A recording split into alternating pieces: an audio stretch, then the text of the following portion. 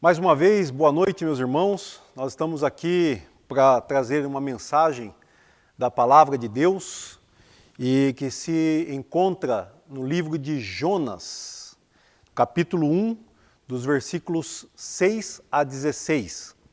Lembre-se que nós já conhecemos o contexto da história, o contexto que foi trazido na semana passada, a respeito do começo dessa história, quando Deus fala com um profeta chamado Jonas e diz a ele para ir até a cidade de Nínive, uma cidade importante da Assíria antiga, e lá ele vai trazer uma mensagem, ou melhor, ele vai levar uma mensagem de Deus para aquela cidade por causa da sua maldade. A cidade será destruída por Deus. E nós vimos então, o nosso irmão missionário Galdino nos falou a respeito de fugir do propósito de Deus, e é exatamente isso que Jonas fez. Ele sobe num barco, num navio desses antigos, dos fenícios, provavelmente, e ele vai então para o ponto mais distante, Alguns dizem que Tarsis podia ser a Espanha. Então, se você olhar o mapa, você vai ver Jonas indo até o litoral ali do mar Mediterrâneo, ali de Israel, e ele, na cidade de Jope, e ele toma um barco, paga passagem e tudo, e vai para Tarsis, que alguns dizem que poderia ser um lugar na Espanha, um lugar mais extremo da terra, para não ir até Nínive e fazer aquilo que Deus havia ordenado. E agora nossa história começa então nessa fuga, porque uma tempestade muito grande acontece e o navio está em perigo. Então, a nossa história começa assim: o capitão do navio encontra Jonas dormindo um sono profundo no porão do navio, e ele então diz: homem, por que você está dormindo? Como você consegue dormir numa situação dessas? Levante-se e ore ao seu Deus, para que, quem sabe, Ele preste atenção em nós e salve as nossas vidas. Porque eles estavam orando a todos os deuses que eles podiam conhecer. Nesse barco havia pessoas de várias nações, nacionalidades. Eu penso que a língua comum que eles estavam falando ali era o fenício, a língua dos fenícios, que eram quem dominavam o mar, dominava as embarcações, eram os mais fortes nessa área, ali no século 8 a.C. Jonas é um dos primeiros profetas de Israel, e ele é considerado também o primeiro profeta, o primeiro missionário transcultural, enviado por Deus por uma nação específica, para um povo específico, para uma cidade específica, para levar a mensagem de Deus. Então ele é um profeta transcultural, ele tem que sair da sua terra de Israel, do meio do povo de Deus onde ele está, e ir para Nínive, mas ele está num barco agora para longe, e a tempestade abatendo sobre aquele barco. Então, os tripulantes do barco, dentro da sua crença, do seu misticismo, eles lançam sorte para descobrir de quem é a culpa daquela tempestade que está levando-os à morte, levando-os ao naufrágio. E a sorte recai sobre Jonas. Então eles vão até Jonas e perguntam para ele: o que é que você fez para que essa tempestade esteja acontecendo conosco? E aí eles perguntam mais, eles perguntam: quem é você? Qual é a sua profissão? De onde você vem? E qual é a sua nacionalidade? Então Jonas responde para eles o seguinte: ele diz: eu sou hebreu e temo a Yahvé, o Deus do céu que criou ou que fez o mar e a terra. E nesse ponto eles ficam apavorados, porque Jonas já havia contado a eles que estava fugindo de Deus. Então, meus irmãos, eu vou contar a história aos poucos, para que a gente possa desfrutar da palavra e possamos entender de Deus qual é o que Deus está a falar conosco hoje, nesse dia aqui. Então, como eu disse, Jonas é um profeta transcultural. Nós vemos que na Bíblia, na palavra de Deus, Deus está sempre procurando alcançar os estrangeiros. Deus não é um Deus apenas para Israel.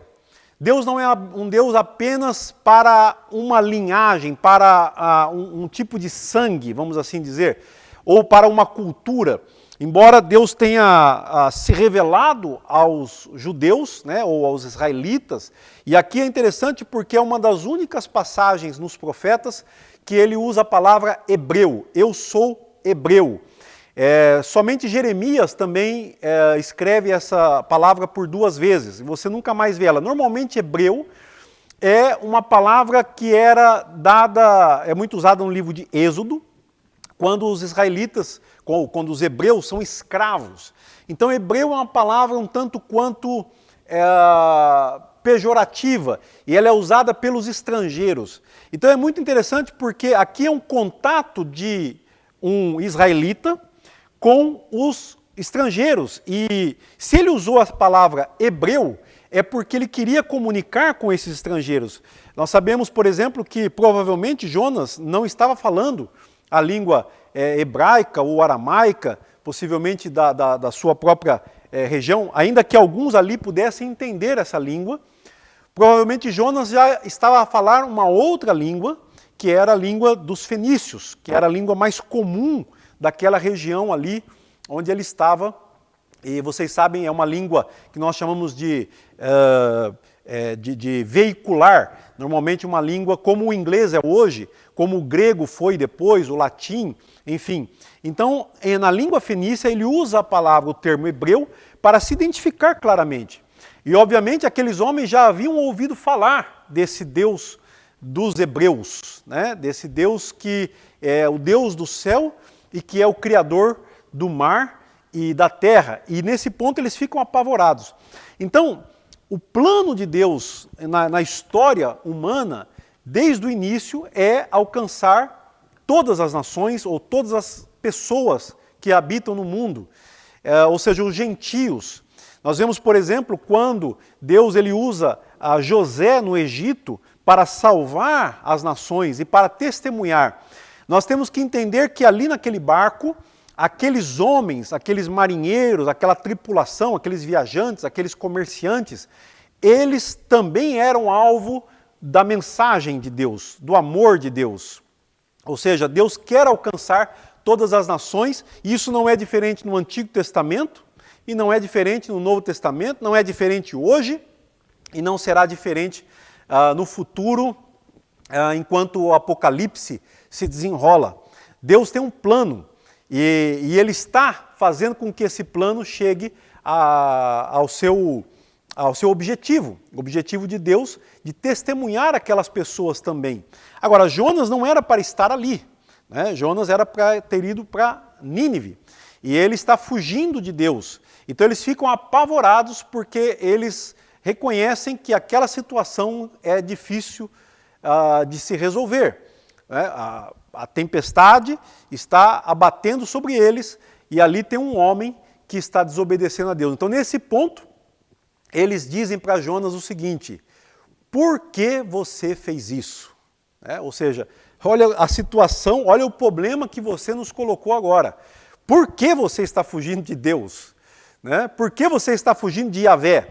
E aqui também nós vemos que quando você consegue ler o original da Bíblia, e você que lê na língua portuguesa, né, nós que lemos, sempre que nós encontramos Senhor com letras maiúsculas, que a gente chama de caixa alta, nós entendemos que ali por trás está a palavra Yahvé, ou Jeová, ou Jeová, que é o nome de Deus. Então ele identifica claramente: eu temo a Yahvé, o Deus do céu, Criador do mar e da terra seca. É essa a tradução literal que nós temos dentro desse versículo, dessa história do livro de Jonas.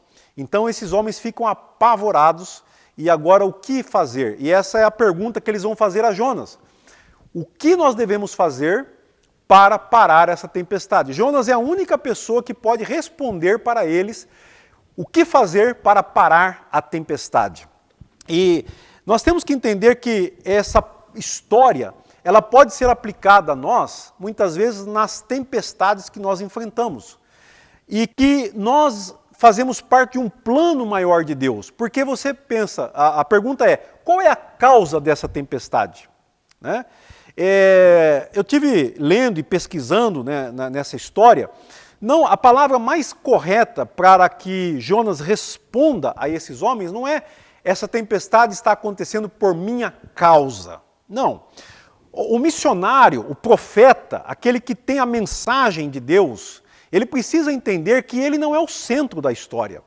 Embora ele pode ser encaixado dentro da história maior, da história de Deus. Então, você, meu irmão, que está aqui, né, com a sua família, você que faz parte da nossa igreja, ou você que está nos visitando nesta noite, e nós temos aqui diante de nós a mesa do Senhor colocada, porque hoje é dia de ceia do Senhor, você e eu, nós não somos o centro da história. Nós não somos a causa das tempestades. E qual é a causa, então, dessa tempestade? Nós temos que voltar ao versículo 1º, que foi pregado na semana passada. Esse versículo é importante durante todo o processo da história de Jonas. Porque Deus diz assim, o versículo 1 e o 2, a palavra do Senhor veio a Jonas, filho de Amitai, com esta ordem, vá depressa à grande cidade de Nínive e pregue contra ela, porque a sua maldade subiu até a minha presença. E essa é também a resposta para o porquê do mal no mundo. Muitos se perguntam, por que existe o mal? Por que as coisas, as destruições, os desastres, né? Nós estamos agora vivendo no Rio Grande do Sul um grande desastre de água, né, que explodiu lá e algumas pessoas morreram, outras pessoas estão desabrigadas, sofrendo, e é uma grande calamidade. E a gente sempre pergunta nessas horas por que sofremos, por que o mal, e por que essa tempestade, qual é a causa dela? Então, Jonas, ele não é a causa da tempestade, mas ele diz, essa tempestade está acontecendo e eu sou o culpado dela. Essa é a palavra mais correta a ser usada aqui. Ela acontece, eu estou causando ela, mas eu não sou a causa primária dela. Jonas sabia disso, mas aqueles homens não sabiam. Eles não têm essa informação. Isso nos leva a entender que nós não temos todas as informações a respeito do porquê estamos enfrentando uma tempestade. Talvez você nunca vá saber o porquê de todas as mazelas, as dificuldades que você enfrenta na sua vida. É verdade, eu não posso saber tudo isso. Mas o Evangelho de Jesus Cristo, que é a mensagem, lembre-se que o profeta, ele tem a mensagem de Deus para levar. Essa mensagem nós chamamos de Evangelho ou boas notícias. No caso aqui, Jonas tem uma má notícia para os ninivitas. Vai e diga a eles que eu destruirei a cidade deles.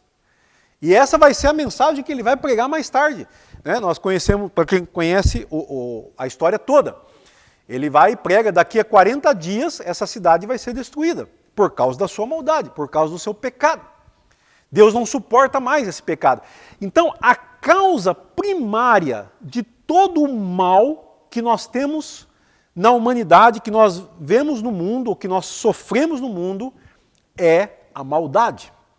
Essa maldade, a palavra hebraica aqui usada, é a mesma, é primeiramente usada por Deus quando ele diz para Adão, lá no Jardim do Éden. Ele diz, você pode comer de todas as árvores do jardim, você só não pode comer da árvore do conhecimento do bem e do mal. Essa palavra mal, então, é a mesma palavra usada aqui, a maldade de Nínive. Há momentos na história em que a maldade é muito grande, a violência é muito grande. E nós sabemos pela história, né, contada fora da Bíblia, a história secular, que os assírios, e também foi falado isso aqui na semana passada, eles eram muito violentos, muito maus, muito malvados. Né? Eles estavam assim ao extremo da violência, fazendo expandir o seu império no mundo, o Império Assírio. Né? E Deus agora, então, ele tem uma mensagem de destruição. A ira de Deus está preparada para a destruição do mal. Então, se eu vivo no mal, eu pratico maldades, eu devo então sim esperar que a minha destruição vai chegar debaixo da ira de Deus. É isso que a mensagem do Evangelho diz. Então, na verdade, as boas novas do Evangelho, ela é primeiramente as más novas, né? As más notícias. Primeiro, você será destruído por causa do seu pecado. E aqui eu intitulo essa história, ou a mensagem que eu quero trazer nessa noite, um homem culpado morre pelos inocentes. Porque Jonas diz, eu sou o culpado dessa tempestade. É por causa de mim que ela está acontecendo. Né? Para você se posicionar aí na sua Bíblia, porque eu contei a história aqui, esse texto está exatamente no versículo 8. Eles perguntam, né? E ele, então, aliás, no versículo 11... Ok. No versículo 11, quando eles perguntam, né, por quê? O que nós devemos fazer para que essa tempestade se acalme? Então, no versículo 12, ele responde, peguem-me e joguem-me ao mar, e ele se acalmará, pois eu sei que é por minha causa que esta violenta tempestade caiu sobre vocês. Então, é exatamente isso. Não conhecemos todas as causas, mas conhecemos agora que Jonas está fugindo de Deus, ele desobedece a Deus. E por isso a tempestade está assolando aquele barco. Mas esses homens, apesar de serem, digamos assim, ímpios, eles não conhecem a Deus, eles se esforçam. Eles não querem jogar Jonas ao mar. Então eles vão se esforçar para salvar o navio. Diz que os marinheiros então remam com mais força, tentando fazer com que a embarcação vá até a terra seca. Mas sem sucesso, a tempestade ainda piora. Então esses homens, finalmente, eles começam a falar com Yahvé. E eles então tomam uma decisão. E a sua decisão, eles dizem, Yahvé, não nos faças morrer por causa deste homem. E também não nos responsabilize por causa da morte dele. E a sentença de morte está dada para Jonas. E então eles dizem, tu sabes, ó Deus, ó Yahvé, por que estás fazendo isto? Então eles se entregam a Deus, de certa forma, eles reconhecem a sua incapacidade humana no meio daquela tempestade e eles entregam tudo isso a Deus. E eles então pegam Jonas e lançam Jonas no mar. Até esse ponto da história é a morte de Jonas. Então é a morte de um culpado para salvar os inocentes. Eles pedem para que Deus não culpe eles daquela morte. Aquele homem vai morrer, ele será jogado ao mar. Imagina se dentro de um barco, numa tempestade, nós já estamos condenados à morte, né? O que será de nós se nós então agora vamos matar esse homem, né? Vamos jogá-lo no mar, e como ele não tem nenhuma chance de sobreviver, ele vai morrer. Né? E é isso que eles fazem. E quando eles jogam Jonas ao mar, lançam-no, o mar se aquieta imediatamente. Uau! Aquela tempestade que só estava a aumentar, agora ela está parada. Parou. O mar se acalmou. E então esses homens, diz a palavra de Deus, lá no finalzinho da história, no versículo 16, eles ficam espantados com o grande poder de Yahvé. E eles também fazem o seguinte, eles fazem um sacrifício a Yahvé. E eles fazem votos. Eu gosto da tradução transformadora que diz que eles firmam com Deus um acordo para servi-lo. E dali em diante, então aqueles homens se tornam servos de Deus. Eles têm uma experiência com Deus. Eles têm uma experiência com Yahvé, o Deus do céu, que fez o mar e a terra. Uma experiência de salvação, uma experiência de misericórdia. Eles conheceram um dos seus profetas, eles conheceram um dos seus mensageiros, e foi suficiente ali para que eles recebam a mensagem do Evangelho. Eles entenderam que Deus é um Deus justo, eles entenderam que Deus é um Deus severo, é um Deus irado, e é um Deus soberano que impõe a sua vontade. Deus não está pedindo algo para nós, Deus não está precisando da nossa permissão. Ele é Deus soberano. Ele é Yahvé, Deus dos céus. E então eles veem na sinceridade do profeta Jonas e no reconhecimento da sua desobediência, eles conhecem a ira de Deus e ao mesmo tempo eles conhecem a misericórdia de Deus. Eles conhecem o que acontece com a pessoa quando ela foge, quando ela desobedece a Deus. E eles reconhecem também o que acontece com essa pessoa quando ele obedece, quando ele se submete, quando ele reconhece que a vontade de Deus é boa, perfeita e agradável. E eles então são resgatados por Deus. Aqueles homens estavam numa viagem comum, comercial. De repente eles se viram numa tempestade, mas agora esses homens, eles reconhecem que Deus tinha um propósito na vida deles. A vida deles foi transformada. E uma coisa que eu gosto nessa história é que o profeta tinha que ir para uma missão específica, mas ele, no caminho, ele marca a vida das pessoas. A missão não é feita só no objetivo final daquilo que nós planejamos ou daquilo que nós, pelo contrário, fugimos, né? Porque Deus é que havia planejado a Nínive, mas a missão de Deus, a missão da igreja, a missão do missionário, a missão do profeta, ela acontece no caminho. Por exemplo, quero dar um exemplo bem claro. Eu sei que o nosso grupo de jovens estão planejando fazer uma viagem missionária. Eu sei também que toda a igreja agora, durante essa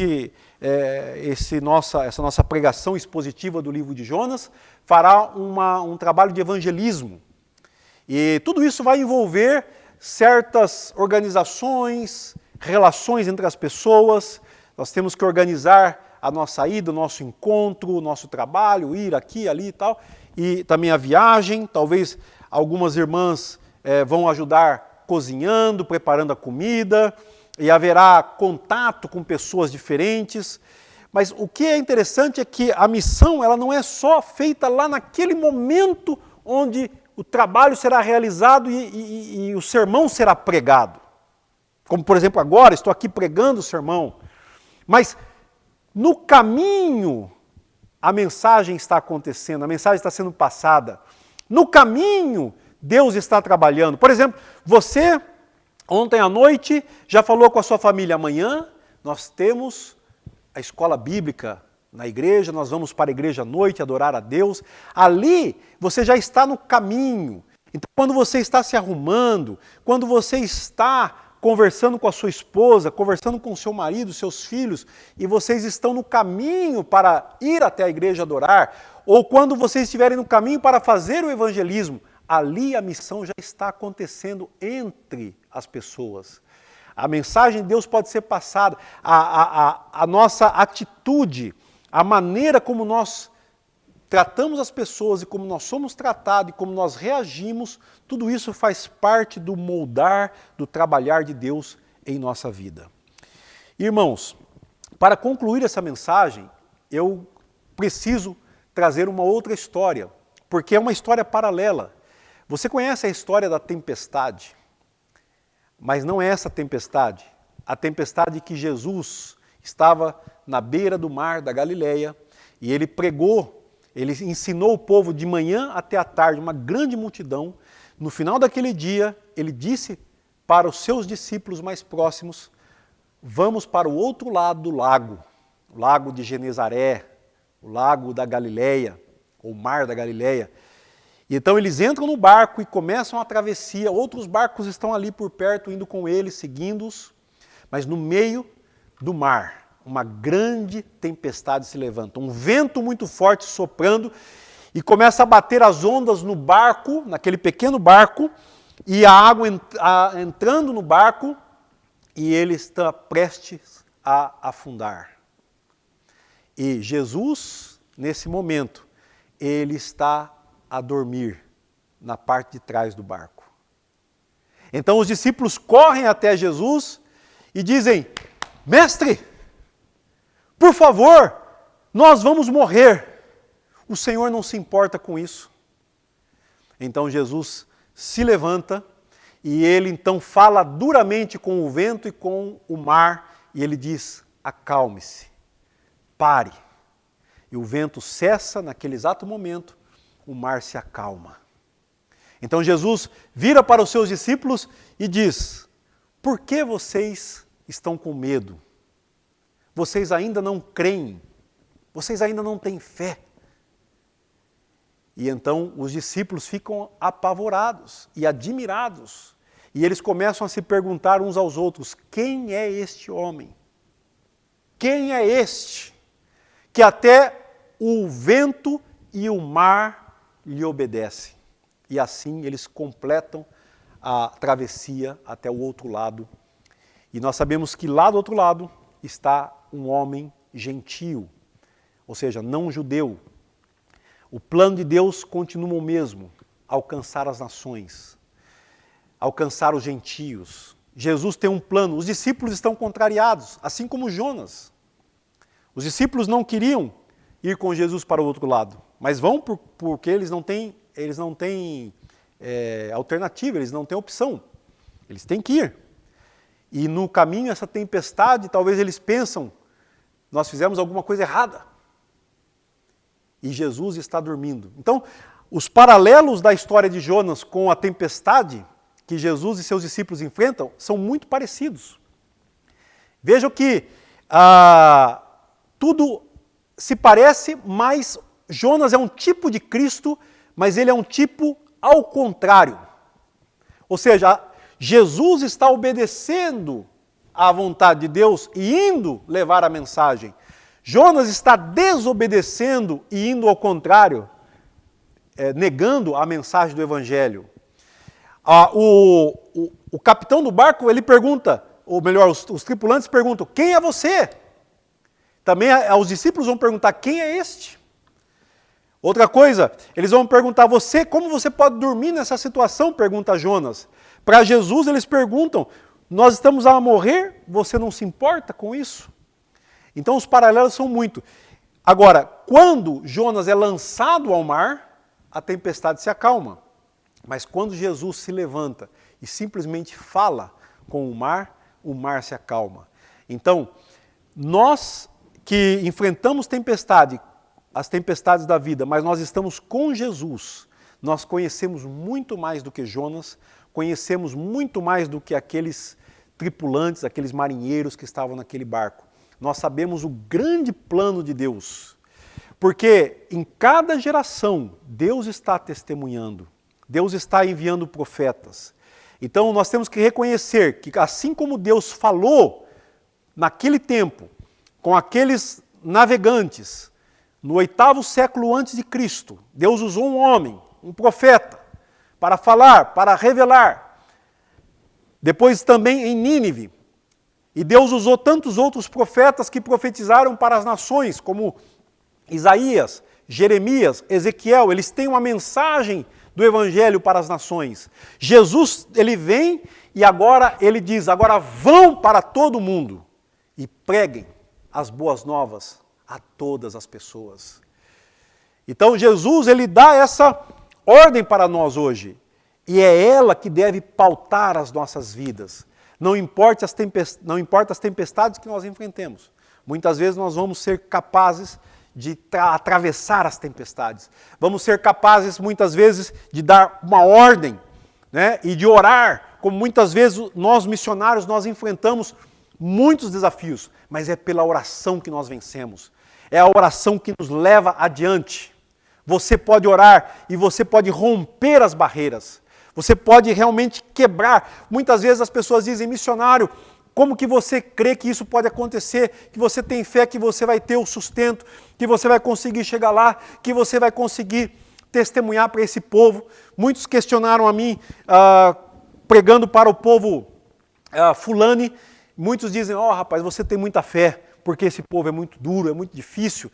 Mas o missionário, ele rompe essas barreiras, ele atravessa, ele vai pela oração, ele sabe que ele pode vencer, porque ele está no barco com Jesus, ele tem uma missão a ser cumprida.